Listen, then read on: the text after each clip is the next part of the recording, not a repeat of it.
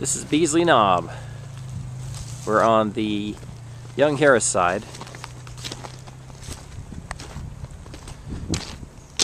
See if you can see the map.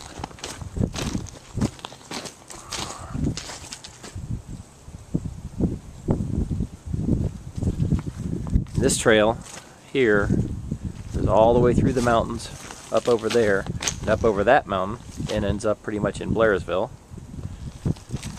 These trails are what you consider like black diamond trails. I don't know if you can see the little red marks up there, but these go up, and these are extreme to dangerous to extreme dangerous. So I'm thrilled Brad just went up there.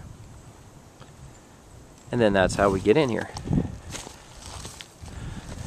Yeah, that doesn't stand out here with a trailer, but it's beautiful. This whole area is all trails around here.